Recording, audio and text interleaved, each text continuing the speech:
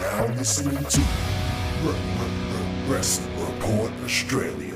You're here. I'm here. Let's do this!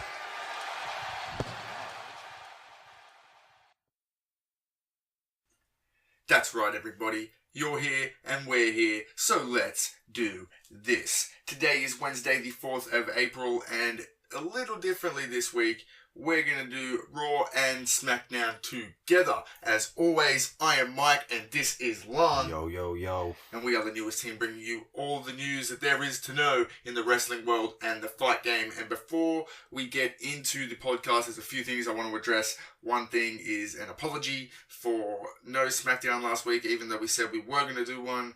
Turned out there wasn't really much to cover on the show, and it was a bit hard to get together and do a pod when there wasn't really much to do, so we just thought, you know what, screw it.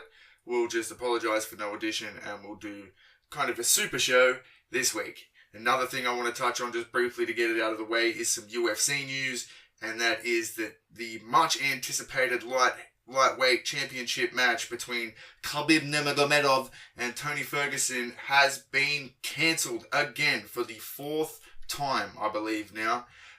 It is not over though, because the current 145-pound, the featherweight champion Max Holloway has stepped in, and now he will fight Khabib Nurmagomedov for the lightweight championship at UFC 223. So still a good fight. Habib Nurmagomedov.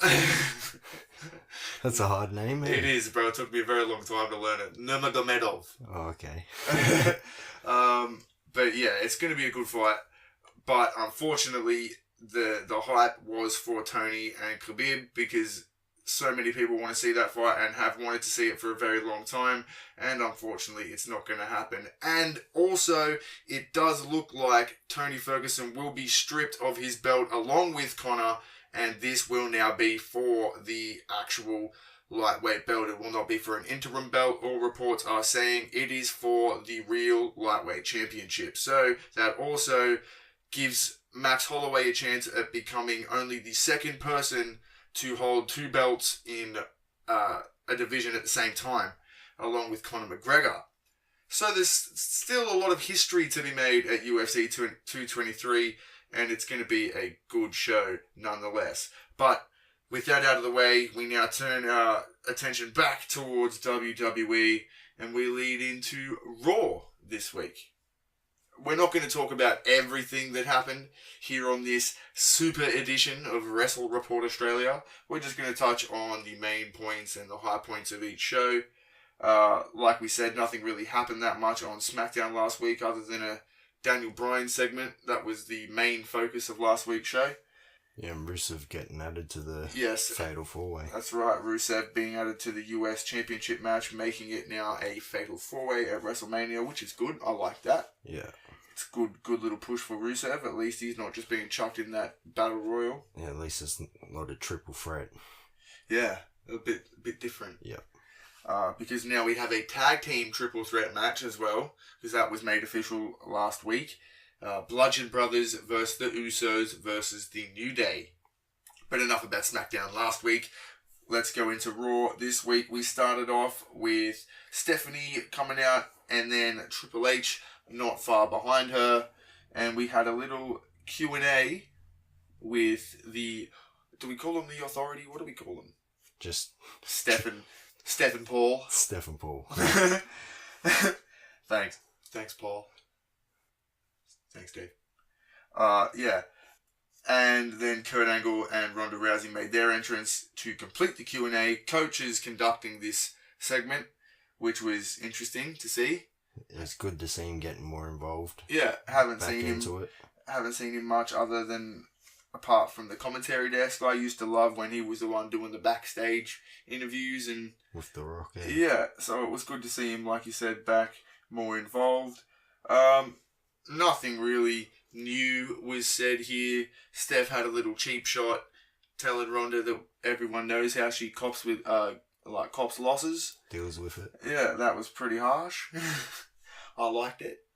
And then, of course, Rowdy went back to the I'm going to rip your arm off line. Yeah, she asked her which arm she writes with. Oh, yeah, that's right. just so she could still be able to sign her checks. Yeah, she wants to know before she rips it. And that was a good little zinger. I'll give her that one. That was a good one. But this segment ended with Ronda Rousey being put through a table. Yeah. By who? Who? Yeah, Stephanie A. Yeah, Steph comes in with the table spot. They're And trying to make her look half strong. yeah, and the spot itself was pulled off good. It's the selling from Ronda Rousey that was terrible. That was pretty bad, eh? Yeah. Full trying to stare at him. Yeah, quick tip, Rhonda. When you've just been put through a table, your main focus is not to be looking at the person that put you through the table and trying to find them as they're walking around you. Your focus is to be looking like you're hurt. And, like, acting like you just got put through a fucking table. Selling was as bad as Reigns last week. He Flicking his hair flicking out. his hair. Yeah. Hopefully it's a bit better this Sunday, but I'm kind of... Yeah, I doubt it. Yeah, it's not going to be From good. what I've seen, she's so awkward in the ring. Yeah, karate chopping. Yeah. After that, like we said, we're not going to talk about everything. There was a quick little Bayley versus Sonya Deville match. The only real point of this was at the end, there was another little Sasha Banks and Bayley segment. Sasha came out to help her and then told Bayley to raise her hand, and then they had a little brawl. And then Absolution took them both out because Absolution's hectic and they're not. That's basically the gist of that. We're not going to worry about any stars for that because it was a shit match, to be honest. But the best piece of in-ring action this week, in my eyes, was Finn Balor versus Seth Rollins. And it's funny because last week we were saying how much we were not looking forward to this match and how boring it was going to be because we've seen it already. But I do have to give my good colleague here the props he deserves. He called it 110%. Not even a minute into the match. Like, I'd say it was probably like 30 seconds into the match. Michael Cole he brought up the fact that they'd faced each other for the Universal Championship, for the first ever Universal Championship, and Finn had to relinquish it a day later.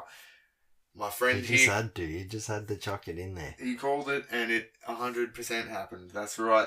And we were saying we weren't going to be looking forward to it, but this match actually delivered a lot. They had like 3 ad breaks in the match. Yeah, it was good. It was a took good up match. It took up the majority of Raw. And it was only the second match. Well, some good wrestling in that. Naturally, they know each other so well. So it's easy for those two to put on a good match. It's the hard part is getting us interested in it because we've seen it so much. And their characters are just weird. Their characters are a bit stale. They need new direction. They just kind of... I'm not going to critique anything until after WrestleMania, so we know where people are going and what they're going to do. Seth Rollins was the winner of this match with the curb stomp or the blackout or whatever you want to call it, which kind of leads us to believe that Finn Balor may be coming out of WrestleMania with the Intercontinental Championship.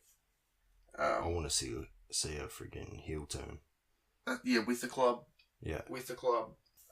Another very entertaining part of this match was the fact that The Miz was on commentary. And so nice. And he was one of the nicest people I've ever heard on WWE television. Because he didn't want his newborn baby to look at him on television and think he's a jerk. And I thought that was hilarious. He name dropped his new daughter like 6 times in the broadcast, as if you wouldn't. Congratulations to The Miz and Maurice for their newborn daughter, Monroe Sky Mizanin. We know you will get this message. Yeah, well, they probably won't. But it's nice. It's a nice... Congratulations, guys. Yeah. It's a show of respect. But yeah, he was very entertaining, giving props to Seth and Finn for everything that they were doing, and saying it was his favourite match, and he was enjoying it, and this and that. It was a very entertaining part.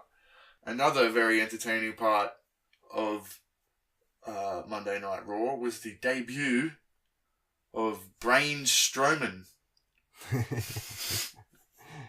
Yeah, I thought he's like actually gonna bring out his partner. Me too. The bar came out. They were saying that they actually didn't care who Braun had as a partner anymore, because the fact of the matter is they wouldn't be a good enough team to beat the bar, because they don't set the bar, they are the bar, you know. Braun came out saying that his partner wasn't happy about everything that they were saying, and if he can have a match with one of them tonight, he'll come back and bring his partner out. And I Make thought, the big reveal. yeah, I thought we were going to see his partner, but we didn't. No, we got his cousin. No, it's his brother. His brother. Yeah, he's Brains. like came out saying Braun is my brother. I'm Brains, and yeah, he's gonna knock yours out of your head. Didn't we get an introduction from the commentator? I mean, the ring announcer. Yeah, Braun Strowman. Yeah, Braun Strowman. And then Corey Graves acted funny when he tore his shirt. He was like, "Oh my god, Yeah. it's Braun Strowman!" Acted like we didn't know. And yeah, he just came down and beat up the bar again, so that was pretty funny. How would you rate that little segment there? Braun Strowman making his debut. Yeah, it was a funny little segment. I liked at the end how you got like Heap Savage. Like he just wanted to tear their heads off in the end. That was good. Yeah, it was good. Good build for it. But we don't get to see his partner till Mania, so it's a good surprise. Hopefully it's someone good, not Elias. Well, Yeah. well, it's the picture. I hope that's what I'm hoping for. Yeah, he just signed a new 2-year contract. Boom, there you go. There's Braun's tag team partner. Yeah. He's not retiring. Then we had something that led us into something really good, but was very sad. We had a video package from Goldust announcing his entrance into the Andre the Giant Battle Royal. But then, at the end of it, we led straight into a video package, more like a response from Woken Matt Hardy. Yeah, it was a response. To, Dust of Gold. Yeah. Telling Goldust that he is scheduled for deletion tonight on Monday Night Raw. And at that point, I know both you and I were like, Jumping out of our seats. yeah, fuck yeah, what a match. Yeah. Goldust versus Woken Matt Hardy. And then, what happens? They get jobbed out and we don't even get to see either of their entrances. Like, come back from commercial, they're just already in the ring. Gay. Already into the action. So shit. So shit. Yeah. It would have been good having the entrances and then them put on the actual match. Yep. Freaking didn't need the Bailey and Sonya Deville match. No, that was just pointless. Pointless. Because Sasha Banks and Bailey aren't even having a singles match. Why are they building this feud so much when it's just stupid? I reckon they have like a gimmick match at Extreme Rules or something. Some stupid shit. Kendo stick on a pole again for Bailey. A flop. Oh dear. Well, thankfully though, Matt Hardy did win this match. He didn't get beat by Goldust. And then, after the match, he started talking to the Andre the Giant trophy. Procure. And caressing it and shit. Yeah. He's standing in the ring celebrating, and then he looks at the trophy. What?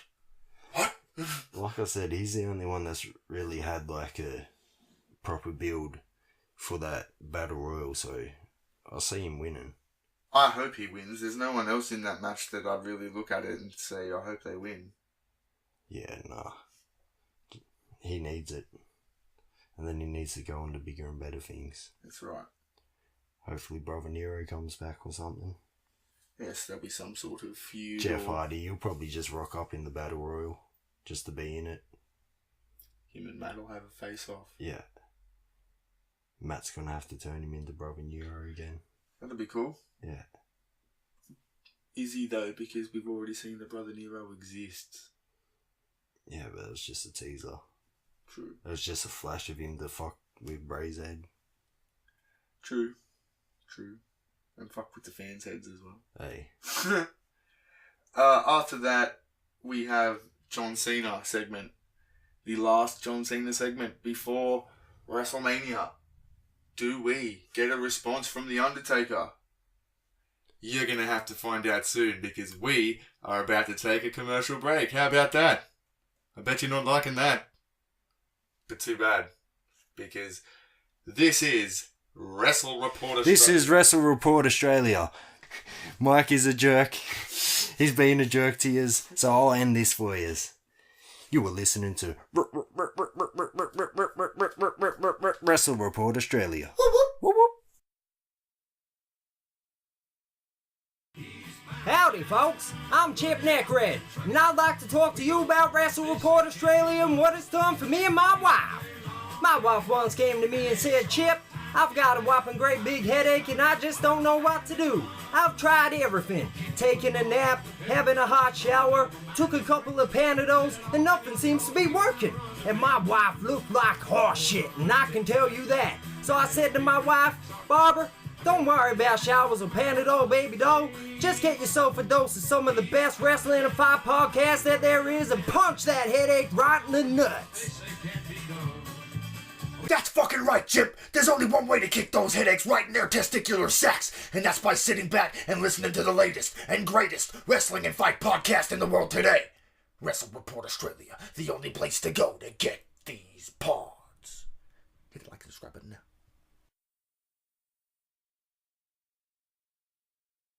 Welcome back, everybody. You are listening to the Super Show, the Super Edition of Wrestle Report Australia. As always, I am Mike. This is Lon. Yo, yo, yo. And I left off at the end of the first segment as a jerk, and I said, do we get a response from The Undertaker? I made you wait, and now you get the answer. Sorry, we got nothing. Once again, no show from The Undertaker. John Cena says silence means no. He's not upset. He did everything he could. So he's ultimately going to WrestleMania as a fan. And he plugs every match. Yeah, plugged every match. Thanked Nicole for what she did this morning and said he'd be home soon. To which I can only assume meant that they had butt sex to the replay of last year's WrestleMania where he proposed. Most probably. He talks about everything that's happened to him outside of WWE that has changed his life, and that this year's WrestleMania means it's the perfect time for a change. He's damn proud to come to WrestleMania as a fan, and he's humble enough to say that they don't need him to make what he calls the greatest WrestleMania card of all time. Like you said, he hyped all the matches. Seth Rollins, Finn Balor, Daniel Bryan, AJ Styles. He even gave Rusev Day and Elias a shout out, which was pretty cool. But then he apologizes for the Undertaker situation, and then he tries one last ditch effort. You know, he's like, I guess we didn't actually try here. So let's see if we can make as much noise as we can. And unfortunately, Atlanta, the crowd that they were in, was shit. Shit. It took them ages to build up the chants and stuff, eh? It was just a shit crowd. But yeah, you know, just, you never know. There was the last chance, the last Raw before WrestleMania. I know that we said on the edition beforehand that we didn't want to see him, but it would have been good to have some sort of sign yeah. or something. I can't believe there's no promotion There is for it. no hype whatsoever. Because Like, I know what's going to happen, but... Is it? It is. It's Is going to it? happen. It is. They're not going to just have John Cena come out, calling The Undertaker out, fucking putting him down the way he is for just nothing. Yeah, interestingly... As if Cena's going to come out, trash talk The Undertaker for nothing. Yeah, well, interestingly enough, It's happening. on social media he made Undertaker look like a piece of poo coming out of a dog's ass. So that was pretty funny. But yeah, no Undertaker, so Cena bailed. We had good little backstage segment this week with Kurt Hawkins pleading Braun Strowman to pick him as his partner. He was even wearing a Pick Me Braun shirt. And Braun asked him what his win-loss record was. Kurt said, well, you picking me could be my big break. Yeah, he's like, I'm going to be honest with you. It's not looking very good. And, yeah, says it could be his big break. They have a little look at each other, and then next thing you know, Braun throws him through a fucking wall. Oh, fuck. That was savage as. I did not expect that. Me neither. My jaw dropped. Yeah, I was like, oh, maybe you might pick him as his partner. Bang. Straight through a fucking wall. Not. There's No your way. big break. Hey, that's what he said. Hey, there's your big break. Oh, so that was a good little segment because I did not expect that. See, he always gets these good fucking segments, eh? That's because he's hectic. Braun is the leader of the Raw locker room. Yeah, for sure. We then had a little match with... Well, not a little match. We had a match between Alexa Bliss and Mickie James versus Dana Brooke and Asuka. Naturally, Asuka won that match because, as if she wouldn't, the point of this match really was kind of just to hype the Alexa and Nia match, because after the match, Alexa and Mickie beat down on Asuka and Dana Brooke, and Nia Jax runs in, tries to take out Alexa, but ends up having to take out Mickie James because Alexa ran away again. So, yep, that's that. Nothing really special there. And then that led us into the main event segment of Raw, which was Brock Lesnar and Paul Heyman. It was alluded to earlier in the night. Kurt talked to both Paul Heyman and Roman, tried to get them to stay calm and make sure the main event of WrestleMania stayed intact. Paul Heyman gave him his word that they would not do anything to anger Roman Reigns, and then they came out and proceeded to shit on Roman Reigns. Funnily enough, Kurt Angle sent a bunch of superstars out to stand on the ramp, such as The Bar were there, Heath Slater and Rhino were there, Titus Worldwide, the Miz Taraj. They're all acting as a blockade in case Roman Reigns came out, which he eventually ended up doing. They stopped him from getting into the ring, getting down to the ring for a second, but then he pleaded with them, I guess you could say, and said, you're defending this part-timer when us boys are out working all the time. And then they stepped aside. Yeah, because Heyman was pretty much trashing him. Yeah, that's right. He saying that he doesn't give a shit about anyone. Yeah, that no one in the locker room's even worthy of holding Brock's jockstrap, eh? Yeah. Sheamus didn't look happy at that statement. Yeah, you can see him look back. And, he called Roman Brock's bitch. And then Roman came out. The belt's Brock's bitch. Yeah, I know. So who's Brock's bitch? There was a part where... I'm sick of all these bitch dropping. Yeah, it's the only one they can drop, eh? Hey. Other than Vince. I'll fucking beat it out of him. fucking beat your ass. Then Roman got him to step aside and he went full beast mode. Hit Brock with 5 Superman punches. Yeah, Brock was selling. Stupid. Brock was selling for him. Yeah, selling good, but did we need 5 Superman punches? I already hate the Superman punches it is. Yeah, but the point of that was he hit 5 Superman punches on Lesnar, couldn't keep him down. Lesnar popped up, hit him with 1 F5 and kept him down. Yeah. And Paul Heyman's on the outside yelling at Brock, the F5 puts him down! See? Look at him, he's down. He's down!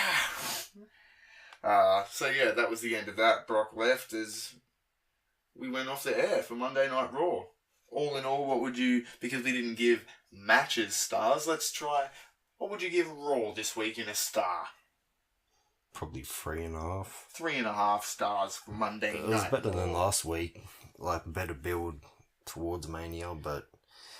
No Undertaker. Yeah, no Undertaker, and... I don't know. Jobbed out Matt Hardy. I feel like they should have went in hard, like, before WrestleMania, trying to build these as much as they could. Yeah. Like the Shinsuke and AJ stuff, I don't see, like, that wasn't a very good build for this big dream match that everyone's been waiting for since they friggin' faced off at SummerSlam. You know what I mean? Um, For all that anticipation, they're I just like having... it. No, they're just having like this little... The last 2 weeks in particular, where they've done the little mind game business back and forth with each other, I like that. I think, though, a main reason why it didn't get pushed as much as it did is to preserve AJ. They could have done a lot more stuff, but AJ needs his body to be 100%. They should have had them not... You know, they're too friendly with each other. They should have been like, alright, let's get into this. We're going to be fighting. That's what it's all about these days in WWE, bro. Mutual respect. Finn Balor and Seth, AJ and fucking Shinsuke, they're fighting each other, but they're best buddies. Nah. You know? They need to be angry at each other at least. I agree. You know, you just have like, even just friggin' throw some punches, like. Yeah, have a bit of a little brawl, you know? Get the hype up a bit. I know what you mean. Yeah, but let's get into SmackDown. SmackDown Live this week. We started with Daniel Bryan and Shane McMahon having a little segment. I thought this was a bit of a cheesy segment, to be honest. Yeah. I didn't like it at all. Like, I wasn't really looking forward to SmackDown this week, but I knew there was going to be like a Daniel Bryan segment, and it sort of disappointed me. Yeah, it was really bad. It was really, like, sappy and cheesy. Yeah. And, like, they tried to be comical and it wasn't even funny. And they hug it out and stuff. Yeah. The crowd's friggin' into Bryan, but so much. That's what makes it, like, okay. Yeah. It's good to see him back. Oh, of course. I just want to see him in the ring, though. Yeah. I want to see him back in wrestling gear. I want to see him in them scundies. Next Monday for us. Next Monday for us. That's right. Sunday for you people in the US of A. We had a match, Charlotte versus Natalya. Charlotte won this time with the figure 8. This was a bit of a sloppy match, so no. It's Charlotte. She's been friggin' so sloppy. Yeah, but Natalya's sloppy just in general as well. Nah, she's cleaner. Like, you reckon? Yeah. I don't know. I reckon she's still too slow. She has cleaner wrestling for sure. 100%. Like, Charlotte, I don't know. It's like she stresses too much when she's in the ring. Or thinks about it too much. Yeah, thinks about the moves too much, and yeah, it's damaging her. Once again, we had Carmella coming out trying to cash in. Charlotte thwarted that attempt once more. Yeah, she goes to hand it to the ref, and Charlotte's just like... Boots it out of the ring, eh? Yeah. And then that's what allowed Charlotte to pick up the victory. After that... The victory. The victory. And then, as Charlotte was celebrating, Asuka came out and they had a little talk, I guess you could say. Yeah. Nothing too special. Then we had a little AJ interview backstage. Oh, it wasn't backstage, it was more pre-taped interview, talking about what happened last week with Shinsuke going to do the Kinshasa on him, but then patted him like a dog. So that got into his head apparently. But see, Shinsuke forgets, this dog's got bite. The dog's got bite.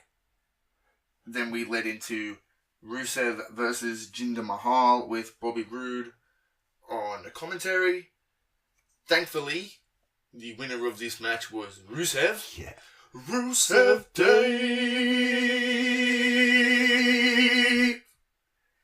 Via Machka kick. Yeah. I hope that's his, like, new finisher, because he only really has the accolade. I don't like the accolade. It annoys me. Oh, that's alright. It's the camel clutch. When his face will be good, everyone will friggin' probably pop for it. WrestleMania for Rusev will be like Daniel Bryan. Yeah. Like those few years. Everyone's going to be cheering for him. Rusev Day. Yeah. Rusev Day. As soon as he locks in the accolade or something, they're just going to be cheering. Machka kick. Yeah, I like that finisher. Yeah, like me if too. that's his finisher, that's a good one. Because no one else does it. Then we had Randy Orton out of nowhere with the RKO. And then Bobby Roode Putting gets Rusev up. down, eh? Yeah. That was a bit bullshit. Well, he's the only one that hadn't copped it lately. Bobby's copped it. He Jinder's copped it. Yeah, he's only just got chucked into the picture, but... That's why he needed to cop the RKO, bro. solidifies him as part of the part of the match. Yeah, then Aiden got up on top rope looking like he was going to do something. Bobby came, pushed him off the rope into Orton, and Orton hit the RKO on Aiden English. And then, once again, the professional respect. Bobby Roode and Randy Orton, you know. Bobby handed him his belt, had a little smile. And after that, we had a pre-taped Shinsuke interview about AJ. So that was the theme for the night. Then we had a little... I'm not sure if this was like part of Smackdown or if this was like some part of like just some ad. But we had the New Day backstage promoting the WWE Network. That was a segment, but it was more, like a promotion. For the network. Yeah. Because apparently we don't need to, we still don't know that WrestleMania is free for new subscribers. Yeah, I don't think they've told us. No, I don't think we hear it. But anyways, WrestleMania is free for new subscribers if you're not subscribed to the WWE Network yet, just go on there for $9.99 and you'll get WrestleMania free. Is it $9.99 anymore? I saw it's more. Yeah, I think it's like $13. That's why they don't plug it anymore. It's $13.24 or something like that. But for $13.24, go to the WWE Network and get WrestleMania 3. Get WrestleMania free and any other action that is on the WWE Network for the next 30 days in your free trial. In case you didn't know. Yeah, in case you didn't know. We had the New Day and the Usos backstage plugging that, and then the Bludgeon Brothers showed up and just broke the camera. Yeah. That was weird. Didn't want to take him out like they have savagely. You know what I mean? Yeah, they just wanted to chill next to him, eh? Yeah, just wanted to get in this good segment with him. And say nothing. Get along with each other. Have a tea party. After that, we had a pretty pointless match. It was just mainly a hype for the Andre the Giant Battle Royal. We had Baron Corbin. We had the heels versus the faces. We had Baron Corbin, Dolph Ziggler, Mojo Rawley, and Primo Cologne. We just randomly chucked in there. He just popped up, eh? Yo, what up, Primo? Versus Ty Dillinger, Zack Ryder, and the Fashion Popo, Tyler Breeze and Fandango. Friggin' Primo's winning for show. That Battle Royal. Primo? Yeah. Oh, for sure. There's no doubt. There's no doubt. This match was just, like I said, it was a hype for the Battle Royal. Like, it just ended with them all trying to chuck each other over the top rope. And then eventually Baron Corbin hit Fandango with the End of Days. And that was the end of the match. Yeah. It was about as gay as worldwide. Yeah. Yeah, it was pointless. Absolutely pointless. Like Apollo's name change. Yeah, McLovin. Pointless. Apparently Dolph Ziggler is heel now because he was on the heel team. So his face last week, heel the week before. Yeah, well they all got job each week he's switching up. He's like, I'll be face this week. I'll be dick this week. Heel, yeah. They all got jobbed entrances too. Like they all came out during a commercial, and then when we came back, Baron Corbin was making his entrance. So, suck that, Dolph. Hey. And then after the match, Baron walked up to the Andre the Giant trophy and held his fingers up, saying two time. And if they make him win, I'm going to be really pissed off. Yeah, I don't want to see him win. I want Woken Matt. Woken Matt Hardy. Woken Matt. He needs to honour Humongous Wonder number 8. We then led into the main event, but before we got there, we had a little invasion. Kevin Owens and Sami Zayn came running through the crowd and jumped on the announce table. Talking some smack. Sami entertained me in this segment. Yeah. I thought he was pretty funny, taking shots at Daniel's baby. Hey, savage. And his wife, and trying to tell the crowd that they deserve it and start a "We Deserve It" chant. That he was pretty funny then. Like I always say, I like this smart ass Sami. Kevin's just Kevin. Wasn't bad. The only, like you said though, the build up to Mania could have been better. They could have had a little brawl there. Yeah. You know, it ended with Kevin and Sammy's mics being cut and them leaving through the crowd, and then as they're leaving through the crowd, that's when Shane McMahon and Daniel Bryan came out. Like, you know, they didn't want to come out while they were actually talking, and then they just said a couple of things from the stage, and that was it. Daniel got the crowd to sing friggin' no no no no no no no. Hey, goodbye. I hate that song in wrestling. I know. It's so overplayed. Hey. Daniel told everyone in the crowd to put their cell phones on Kevin and Sammy because it's history. It's the last time that they'll ever be on Smackdown. Smackdown. Yeah, what was that? Smackdown. Yeah. And then they left to the crowd singing to them. So... Just a little segment. Just a little segment. Could have been better, but was still entertaining, I suppose. And then that leads us into... The main event. The main event of SmackDown Live. Shinsuke Nakamura and AJ Styles teaming up together to take on Gable and Benjamin. Yeah.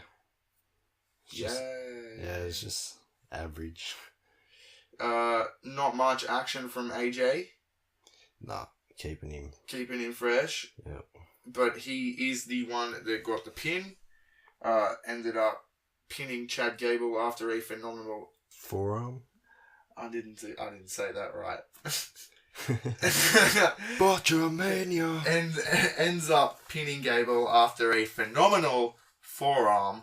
There we go. And then jumped out of the ring, got his belt, talked some smack to Shinsuke, who was standing in the ring. And then Shelton came in and attacked Shinsuke. And Shinsuke fought back. But then, just like last week, AJ played some mind games and went to do the phenomenal forearm and pulled back. Yeah, stop right in front of you, mate. And then patted him on the head. And Shinsuke looked really mean. Yeah, full firing up. And like, that's how it should have been. Like, they should have had more moments like that. Yeah. Like, where he just wants to friggin' tear AJ's head off. Yeah. I liked that. But yeah. That's how we ended SmackDown. Hey. That's how we lead into WrestleMania. There is only one more thing. And that is NXT TakeOver, New Orleans. Where we're going to see some good matches. Yeah, for sure. We might cover that maybe during a Raw podcast or something. We'll do something for that. We're saving our energy for Mania. Yeah, we still don't know what we're going to do for WrestleMania yet. We'll get a pod cranking. A pod? Yeah. No video?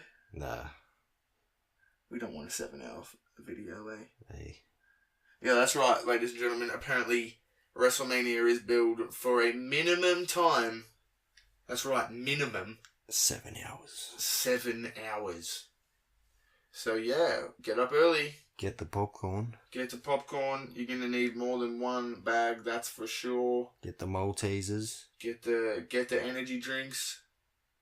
And yeah, plant yourself in front of a TV, in front of a tablet, in front of a phone, and sign up to the WWE Network if you are not already a subscriber, because you get the first 30 days free if you didn't know already. And view this year's WrestleMania. Mike 40 was so funny then. For free. But yeah, that's the end of this super show. We covered... It's not very super. It's like... It's the shortest one yet. Hey. And we covered both shows. That's record time for Wrestle Report Australia. I guess we just tried to breeze over this stuff quick for you guys. Like Lan just said, we are preserving our energy for WrestleMania because we know that's going to be a big weekend. Like we just said, there's NXT TakeOver, which is going to have the first ever North American Championship match, the ladder match, 6-man ladder match between Killian Dane, Lars Sullivan, Velveteen Dream, Adam Cole, baby, EC3, and Ricochet. that is an amazing match. Just in itself. Got the Hall of Fame as well. You've got the Hall of Fame. You've got Aleister Black challenging for the NXT Championship. And I hope we could even do some specials like Hall of Fame, NXT, like, later on, during the week. We've got to do Mania and the Raw after for sure. That's what makes it a bit difficult. We got NXT TakeOver, WrestleMania, and then Raw all 3 days in a row. So, and the Hall of Fame, like you said. So, there's a lot of stuff for us to process and get prepared for. So we hope that you enjoyed this brief little rundown of this week's Raw and SmackDown. If you haven't already, make sure you hit that like and subscribe button. Have your notifications turned on so you can see whenever we post a new video. We'll be coming at you next with WrestleMania. That's exciting. That's very exciting. So yeah, I believe that's it for this week. Until next time, I've been Mike. This has been Lon. Doses. Doses. Whoop whoop. China.